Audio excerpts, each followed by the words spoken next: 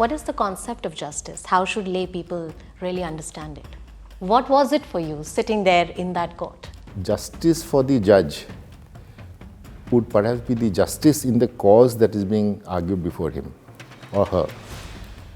But for a litigant who doesn't get the verdict in his or her favor, there is going to be a perpetual feeling that injustice has been done to me. The responsibility of the courts, particularly the superior courts, is to uphold the values of the Constitution. But in your understanding, should the profession really evolve in certain ways?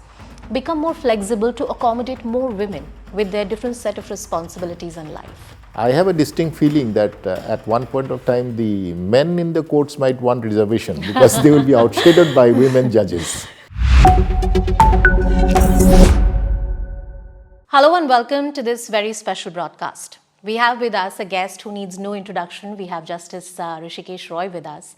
He has recently retired from the Supreme Court of India and his career needs no introduction. He's had a stellar career at the bar and at the bench. Apart from serving at the Supreme Court, I think served from 23rd September 2019. That was the date you were sworn in. Yes, he was also the Chief Justice at the Kerala High Court. Yes. And his career at the bar, his one-liners at the Supreme Court, all of that is very, very well known. We'll have a freewheeling chat about various aspects of his life, what we can learn from it, and what is it that the Honorable Judge will continue to contribute in his next innings.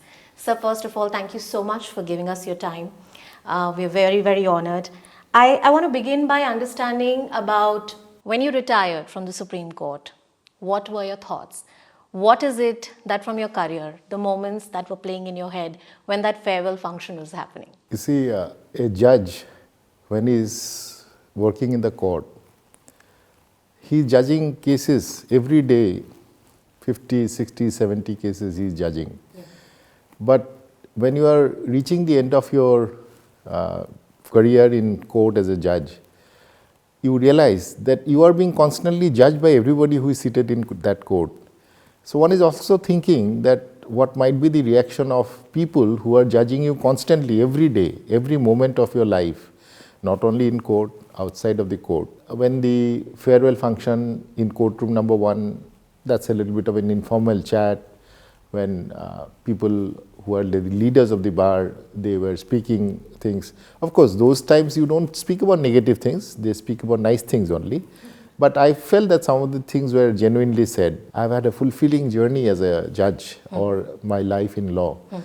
That was a feeling. And of course, the day after of the demitting office, that those 60, 70 files have not come to your office. Are you missing those files? No, not really. I think there is enough in life to do, even if you don't have to deal with 60, 70 files every day. Absolutely. I know it's a rather unfair question to ask, but are there any particular cases or judgments that you've penned, don't name them, but something that you believe were your real contributions as a judge, especially in your career as a judge? You see, there would be many such cases, and you must appreciate that so far as the two litigants before you, one is on, let us say the petitioner and the respondent. For them, the outcome of the judgment would what matters to them, right? If somebody is convicted, if he's got an acquittal order, he'll be happy. If the conviction is upheld, he will be unhappy. So every day in course of your judging, you make people either happy or unhappy. Yes. That is a task that the judge has to do. But then certain cases which go beyond the immediate dispute before you. One such case was, of course, the issue was whether the National Green Tribunal, which is looking in the environmental watchdog of our country, whether they can act only on a petition filed before it, or whether they can also take suo motu action. That was the question before the Supreme Court.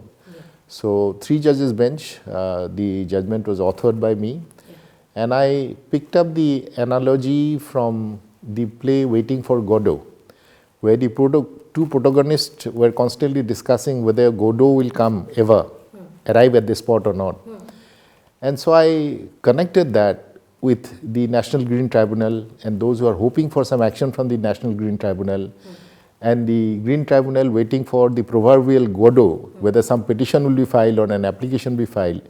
So my conclusion in the judgment was that the Green Tribunal need not wait for a petition, they need not wait for the Godot, but they can take suo motu action. So these kind of decisions will have. When you're saying this, a question pops up in my mind that for 2 decades you've delivered justice to the litigants who have been before you in different capacities. What is the concept of justice? How should lay people really understand it? What was it for you sitting there in that court?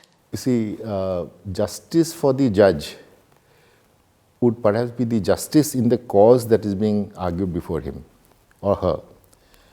But for a litigant who doesn't get the verdict in his or her favor, there is going to be a perpetual feeling that injustice has been done to me.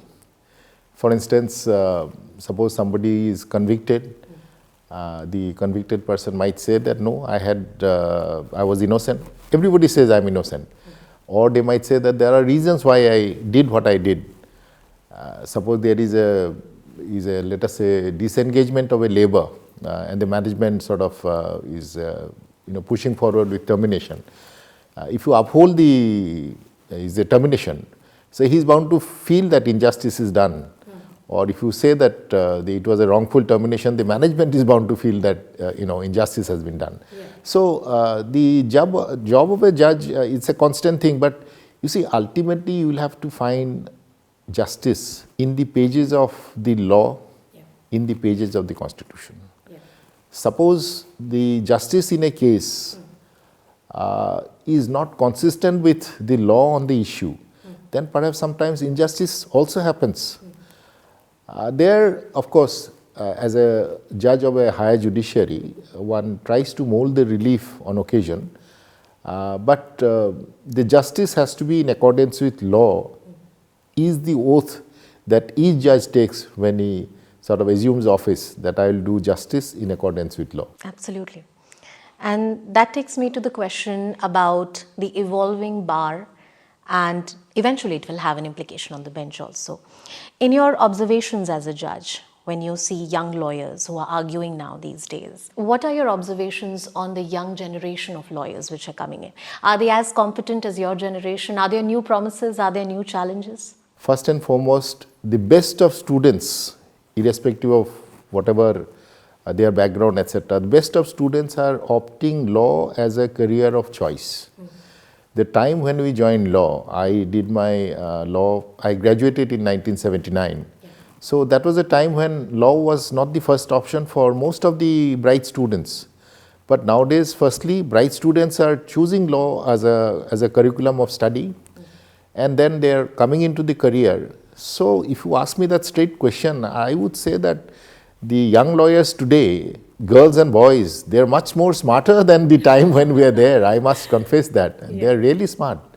Yeah. And we are seeing some very beautiful arguments, articulated by these young lawyers. All that they need is a bit of a confidence building, because that comes with experience. They also need to be made comfortable. In court environment is always a little intimidating. So if you have a little balancing act, you will find the finest possible arguments and exposition of law from the young lawyers of today. Yeah. And here I should particularly mention some very bright young lawyers that I saw in Kerala when I was the Chief Justice there. Some very bright lawyers in the Guwahati High Court, which is my parent High Court. And of course, Delhi is a place of smart lawyers. Yes, indeed, it is. So you said the girls and boys of today, and I was interacting with a couple of law students a few days ago at a law university. And it was very encouraging to see a lot of the rise in the number of women students, girl students at law schools. Number of women or girls opting for law as a career is increasing. And that's something that the earlier generation has wanted. The judges have always encouraged women lawyers, representation of women at the bar and bench has always been important. But in your understanding, should the profession really evolve in certain ways? Become more flexible to accommodate more women with their different set of responsibilities in life? That's a question which I think I can answer it in two ways. Sure. Everybody complains that there are so few women judges. For instance, in Supreme Court we have Justice Sister Nagratna and Justice Sister Bela Trivedi. These are the two women judges. And of course, Justice Hima Kohli from Delhi High Court, who was in the Supreme Court, she has recently demitted office. So with her, we had 3 judges. Before that, we have had Justice Indu Malhotra, Justice Indira Banerjee. These are the women judges. But then they are too few if you take the numbers into account. But the interesting that is happening nowadays is, as you have mentioned, that a lot of women are opting for law as a career, because law is actually an intellectual exercise.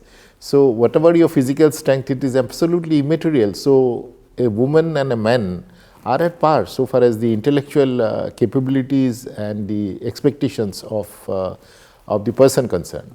So there are increasing number of women who are opting to study law. In the recruitment at the entry level, in each High Court, I have been part of the recruitment in the Guwahati High Court, also part of the recruitment in the Kerala High Court. And this is it's a universally seen phenomena that we are seeing increasingly, and it is usually more than 50% of the new recruits are women. Yeah. So what is it is signifying? First and foremost, more women are coming into the profession. A lot of them will perhaps change their profession, or they might relocate to another city or country because of marriage. Those things are of course there. But then when you are having a larger pool of women lawyers to choose from, increasingly you are going to see more women being recruited as judges at the district judges level, at the High Court level, and eventually it will also percolate down to the Supreme Court level. I have a distinct feeling that at one point of time, the men in the courts might want reservation because they will be outshadowed by women judges. Let's talk about the most important woman in your life. So I was very fortunate in the morning when I came today to meet ma'am, and she was here making sure everything in order. And you've spoken about her in certain respects. But how critical has been her role in your life, in your contributions to the nation as a judge, as a lawyer? Tell us a bit about that contribution today. Anusha, you have asked me a question and you are suggesting an answer as well. Of course, as you have rightly projected, my wife is Chandana, and she is the mother of 2 lovely daughters, Kajri and Sharati. So that makes this a family, and my mother Prabhavati is also alive. So that makes it a family where women are dominating. Yeah, you're the minority. I am in minority always, yeah. And of course, as somebody who I lost my father at a reasonably young age. So father has been a very major influence, Father Kishori Mohan Roy. He passed away, for which prompted me to relocate my practice just when I was starting out from Delhi to Guwahati. And mother Prabhavati Roy, of course, was in Guwahati, and then I started my practice there. So before I got married, obviously the values that my parents have imbibed in us, in the siblings, not only me but my siblings, I suppose that would be the first lesson of life. And then when I got married to Chandana, as you know, lawyer's profession is very demanding. But thankfully, Chandana also had a career of her own. She teaches in a college in Guwahati. She is currently the vice principal of the college. So she had her own time, and she deals with students on a day-to-day basis. So that sort of keeps her mind occupied with her own life. And at the same time, at home, we are complementing each other. So far as studies are concerned, the daughters, I think that is a major contribution of my wife. And in my growth also, and I have spoken about this, that I was a reluctant judge. Yes, when the offer was made, I resisted it for days and weeks. When Justice B. Sudarshan Reddy, then Chief Justice, and then he had a bit of a conspiracy going with my wife Chandana, because she was in favor of... He got the perfect co-conspirator. Absolutely. He got the perfect co-conspirator. You may be right. Yeah. And the other day, Justice Sudarshan Reddy, he sent me a very warm message saying that, what I did, meaning thereby he's talking about the conspiracy angle. Yeah. Now I feel vindicated that what I did was correct. Yeah. And that I had your wife as the co-conspirator, as you have said. I think that has resulted in my becoming a judge. So they have had a major role in my growth as a lawyer and in my acceptance of judgeship. Certainly, my Chandana has had a very big role apart from Chief Justice B. Sudarshan Reddy. That takes me to the part of what lies ahead for you. It's a wonderful inning that has come to an end, but it's also the beginning of something new. You've told me how you're interested in theatre, art, writing. Tell us a bit about your stint at Doordarshan. There's one interview that you've done, if you want to talk about it at all. But what lies ahead for you in the times to come? Anusha, what is the meaning of your word? Some dawn, new dawn or something? Yeah. Okay. So you're asking about what is next? What is the next? next? What is the next next dawn in your life? Absolutely, all right? sir. You see, when I was a lawyer, I used to do a lot of pro bono work, and Assam at that point in time was a disturbed state. So, but people who were, let us say, confined by the security forces, they did not have access to lawyers, or they did not have money to engage lawyers. So we were a bunch of free-spirited people who felt that they needed the legal aid. Now, this concept of legal aid had not developed in a very big way as it is today. So I was prepared to provide pro bono service. So in course of that, because some of those cases, the circumstances of the detention or the arrest or the profile of the individual concerned required a bit of a legal reporting. So the newspapers used to engage or send stringer. Yeah, the stringers, which are the local ones. Correct, local yes. ones. Not necessarily somebody educated in law. Yeah. So they used to come, and many of those cases I was involved in. So they used to ask me, what is the issue in this case, or what is the profile of the man. So in that process, I got familiar with some of the media people. So then one fine day, somebody from the Assam Tribune, which is a very established reporter, they said that, would you like to be the law reporter for our newspaper? So I said, fine. It was not much of a problem for me. Then PTI also similarly asked. So at point of time about Doordarshan thing, I'm just immediately coming to that. I was doing the law reporting for Assam Tribune and PTI. Oh, I think you haven't mentioned this before. I think they have, but then I was doing the law reporting for them. And how long this was for, sir? Some years. Okay. And they used to give you a remuneration not at the end of the month, but at the end of 6 months or something. So you feel happy. A small sum. Small amount, but you're getting something. You feel happy. Yeah. And your reports are getting published. You see, that gives you the greater satisfaction and the kick. So that time, of course, some of the media friends, I can call them friends now, they said that we want to do a few programs for Doordarshan Guwahati. So I said, I have no idea about how it goes about. They said that basically conversation with an individual or specific legal issues, we'll talk. So we did a couple of those kind of shows. Some of the producers we used to, be in friendly terms. So, and then there were occasions, and the two things which is highlight of my Doordarshan connection, of Guwahati Doordarshan connection is, Fali Nariman, the doyen of the Indian bar, he was visiting Guwahati for some program. And the Doordarshan man, who happened to be a friend, he said that we want to do an interview. I said, certainly. Then he said, can you find out whether he will be willing? So we reached out to Fali and he said, yes, I am willing to do. So then I thought that ended, the conversation would have ended there. Then next day he said, we talked amongst the people in Doordarshan, they didn't have anybody to interview Fali Nariman. Would you do it? I said, what are you saying? So anyway, I interviewed Fali Nariman. How was the interview? It was a very interesting experience. Yeah. Similar interview I did with Soli Sorabji. Okay. And in that conversation, Fali Nariman talked about his journey as a young boy, being uprooted by the war in Burma and traveling through Northeast, Nagaland, Manipur, Guwahati, and eventually reaching Mumbai. He narrated that story. It was very fascinating. And he also talked about how law came to him. Similarly, when I interviewed Soli Sorabji, I asked him, Soli, and normally you address these Parsi lawyers by their first name. So later on, some friends commented, how come you are addressing them as Fali and Soli? I said, since I started my career in Delhi, I knew that is how you are supposed to address them. So I did that. That's how I did it. Then I asked Soli that, look, you are connected with jazz music. Okay, one might be a fan of jazz music, But I understand that you compare shows, jazz shows, and I understand that there you are wearing possibly a yellow jacket and a green pant, So he said, look, Hrishikesh, for lawyer, it's very important to have different experiences.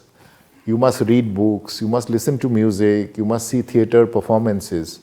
And each of those elements not necessarily is going to help you as a lawyer, but in your growth as a lawyer, each of those elements will help you in one way or the other. That's a fascinating. So he said that because you will improve your communication skill if you see theater, how a particular actor is projecting and pitching a particular sentence or a word in a sentence, how things happen on time, how people rehearse their lines. As a lawyer has to rehearse his lines in the chamber, what he will present in the court the next day. Suppose he's addressing, say, 7 judges, that he has to pay attention to each of them. He can't be concentrating on, let us say, only the Chief Justice. The others will feel a little ignored and piffed maybe also. So they said, and I have had occasion to speak about this conversation with Fali Nariman and Soli Sorabji in my interaction with students, young judicial officers. Those have been many in course of last. So those are the experiences that I can recollect. This Doordarshan experience, as you have pointed out. So coming to another very important part, which you mentioned, and I'd like you to mention it again, about how is it that mentorship, your experiences like you're talking to me today. A younger Hrishikesh Roy, when he was not a judge, had the wonderful opportunity of interacting with the likes of Fali Nariman, Soli Sorabji. But there are many children today or students today in law schools or aspiring to be lawyers still in school who want mentorship, who want to reach out to people like you. And they want that access, perhaps some kind of motivation that they can make it in life. What kind of contributions can be made in today's day and age by doyens like you so that law becomes more accessible, mentorship becomes more accessible? You said that the first chamber you join is the most important one. That's a very important thing that you have to keep in mind. But everybody does not have access to that. True. You see, the traditional concept of being associated with the senior when you start out in life was different at the time when we started, and it's different now. Now, a lot of people, young people nowadays, entered into what are called the corporate practice. And there are large law firms. Those large law firms will have, maybe 100 lawyers. So your work as an individual in the firm does not get recognized. Of course, you will be getting your remuneration at the end of the month. Years down the line, you might make it as a partner, etc. Those are the recognitions which would come.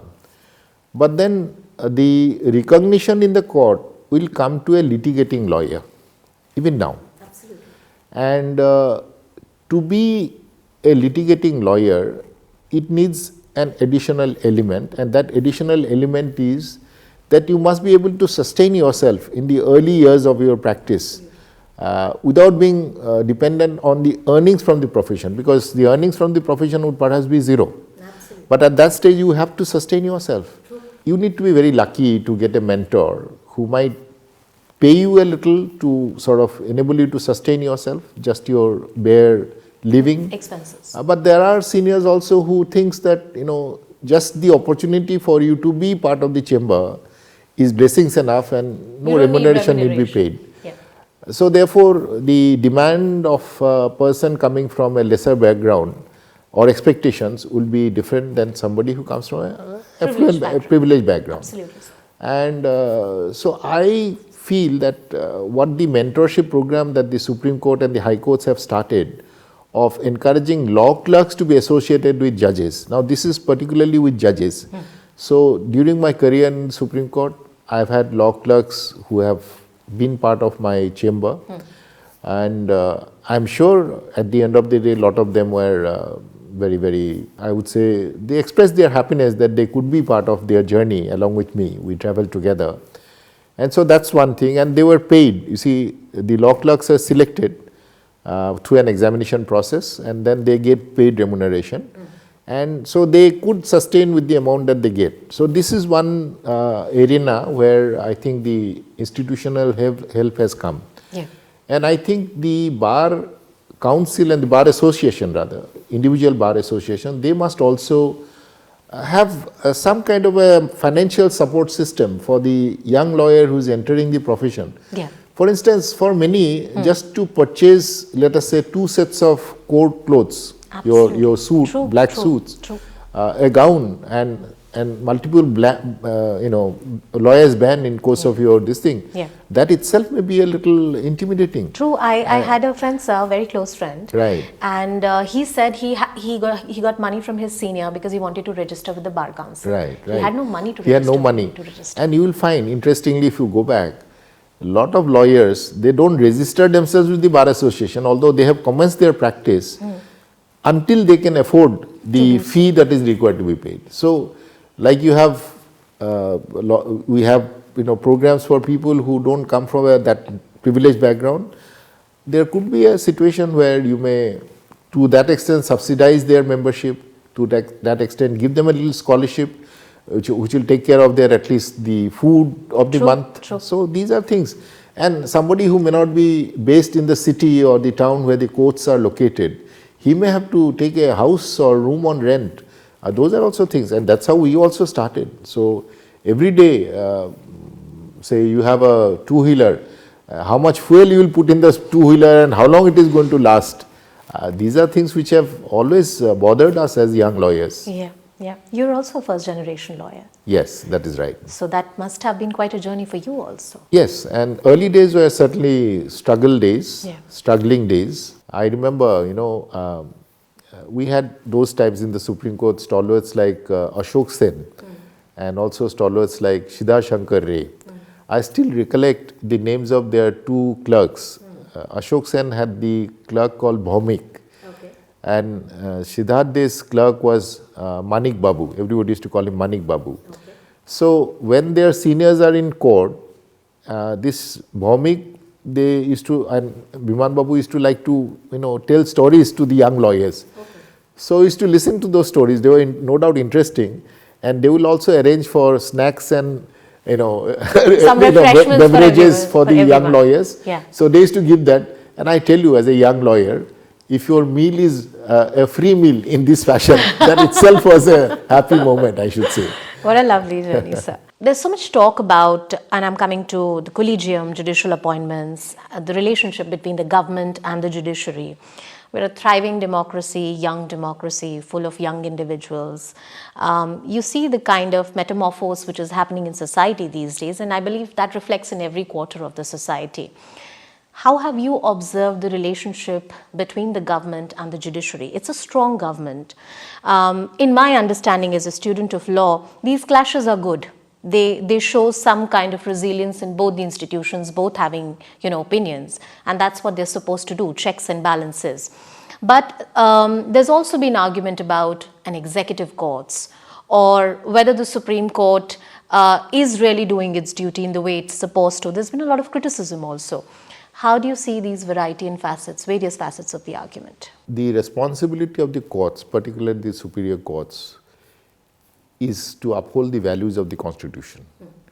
Now, when you talk about values of the Constitution, things like liberty, things like equality, they resonate as values of the Constitution.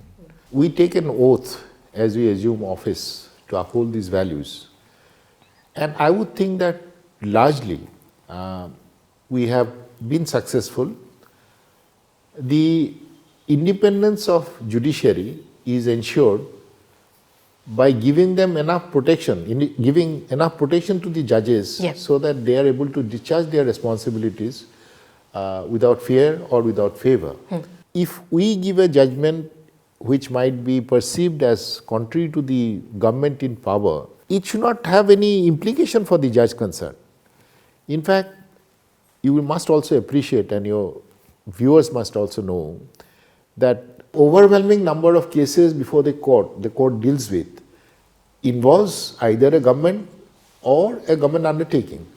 So inevitably, the decision will either go in favor of the government or against the government. Against the government. But if you take a statistical figure, perhaps most of the verdicts goes against the government, because a person who might have a grievance against a governmental action Obviously, we'll come to a lawyer and the lawyer will say, yes, this is where the government action can be tested on the cornerstone of the constitutional parameters, and then they will file the case. If the point is well made, the court is bound to give a relief to a litigant of that kind, and the relief will be against the government, right?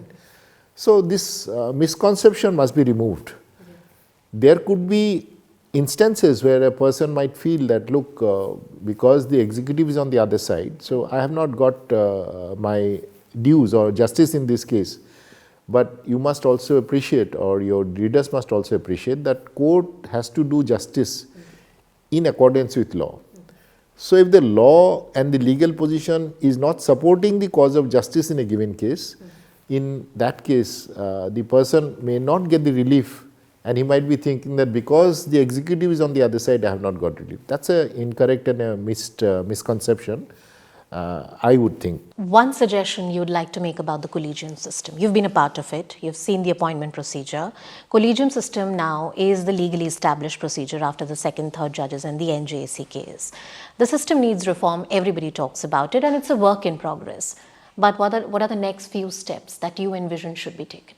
I would like to share an experience which I have spoken to others also, of what I did as the Chief Justice of the Kerala when I was heading the Collegium in the Kerala High Court. You must have enough names for the Collegium to consider. This is one thing which is relevant. Now, you might be aware that Collegium is in High Court 1+2. In Supreme Court, it could be, depending upon the case, it could be 1+2 or 4. So, the number of people that you consider, those number of people, the process has to be a very effective process of shortlisting, and there I will share my experience in the Kerala High Court. Sure. When you go to a new High Court, and Chief Justice is usually a man from another part of the country. So, when I went to Kerala High Court, obviously I became familiar with those lawyers who are regularly appearing in court number 1, which I presided.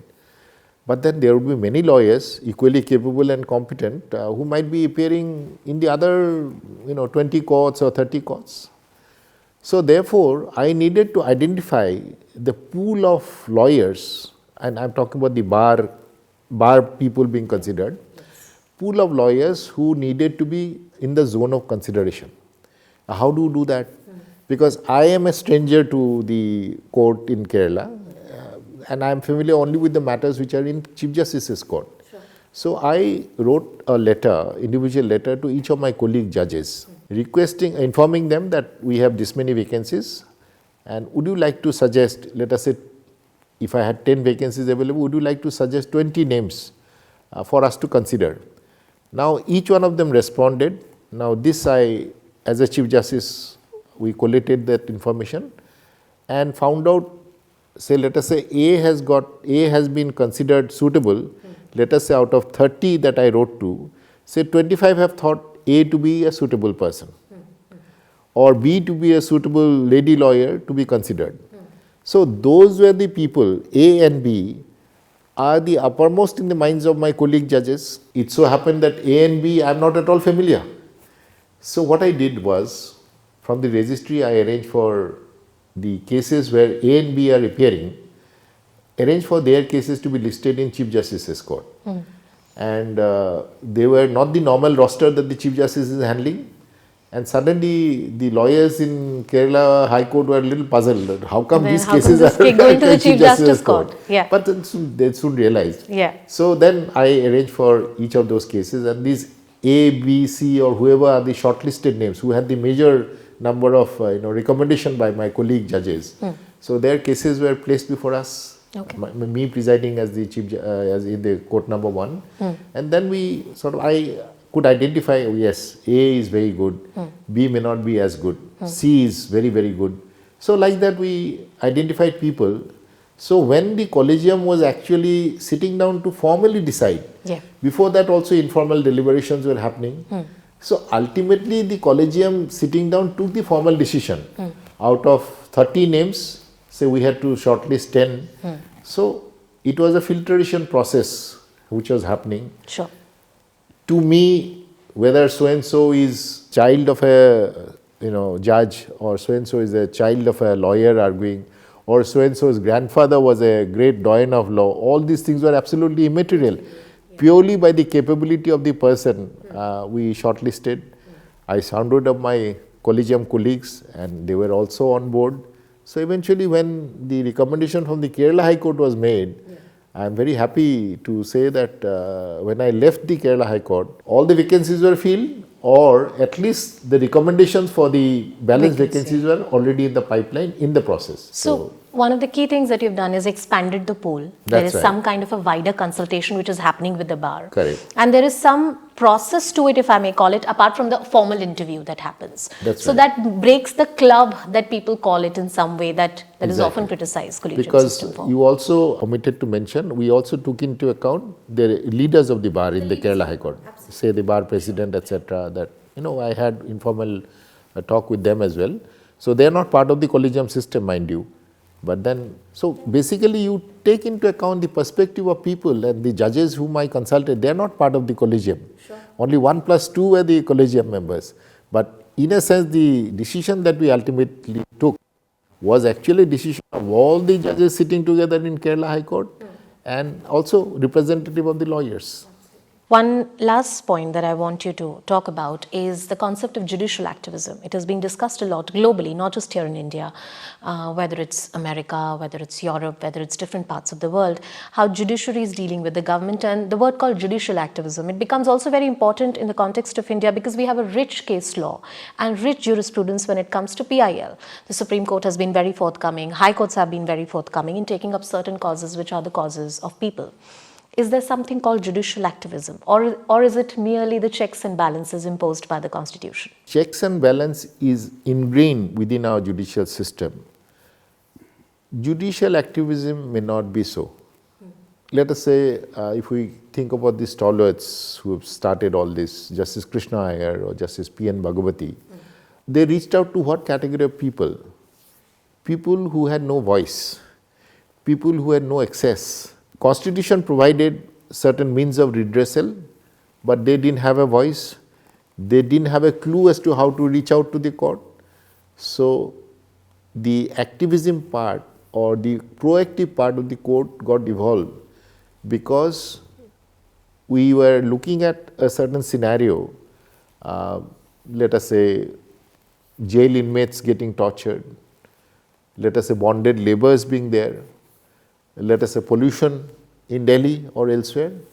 So often it is a cry for help in a situation of helplessness. It is also a cry for help in a situation where the government is perceived to be not taking action that is expected of the government to take. Now, in those cases, certain bit of judicial activism definitely helps to nudge the governments, to nudge the agencies that look, what about this? Why you are not taking action there? That is something which is important, but it has also given rise to a negative thing of publicity-oriented litigation. We talk about public interest litigation and a publicity-oriented litigation.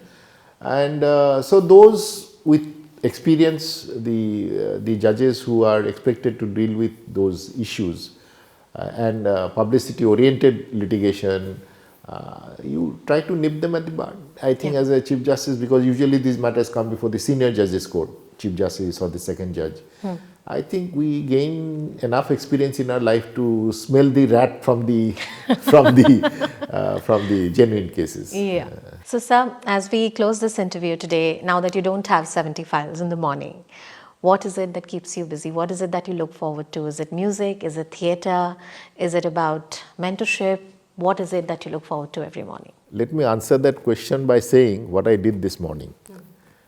While I was having my breakfast, my wife was with me, the daughters were also with me. Then I had a list of the plays of the National Drama Festival that is being organized by the National School of Drama. So I was ticking the plays that we might like to see. One play I ticked was Ibsen's Enemy of the People. The Hindi version is Ajat Satru. I usually look at the director, I usually look at the theme of the play, and so Shakespeare's Midsummer Night's Dreams is being done. It is called the Middle Class Midsummer Night Dream or something like that, the Hindi thing. So Shakespeare is there, Macbeth is there. So I mean, life is full so far as activities that you like to do. And then since I enjoy reading, I had a farewell dinner after I demitted office from my judges and people from the legal fraternity. In my message, or the message that was sent out by my office in the invitation, was that I requested each of them to not to bring any gifts for the dinner party, and also not to bring any flowers. Of course, we love our flowers, but then I find that in these events, the flowers that are brought by the guests, they just lie neglected in one corner. So I said, don't bring any flowers. And if you feel uncomfortable coming empty-handed, carry a book. Now I have a huge collection of books, and my wife was castigating me today that, look, now we need a new bookshelf to keep all these books. But I'm not unhappy about that. So I have these books to read, I have theatre to pursue. And yesterday was Monday, wasn't it? Now Monday is a working day. Yes. So yesterday morning I went and played golf. And just the perks of being retired. Yes. And Monday is a working day. Yes. And just to make my brother judges envious, I sent out the news to them that I played golf this morning. Did you click pictures and send? I did. You did. I did. Yes, so I did. it's been lovely chatting with you. Thank you for giving us a peep into your life, and wishing you all the best for a life filled with art, theatre, music, poetry. I hope we keep hearing you and your entire outreach, especially to the young lawyers. I hope we keep having more of that, sir. Thank you so much for your time. Thank you, Anusha. It was lovely having this conversation with you. Thank you, I sir. wish you all the best with the legal bit that you wish to cover, and to reach out to young students particularly, and the young professional. I wish them all the best through your channel. Thank you. Thank you so much. Thank you. Thank you.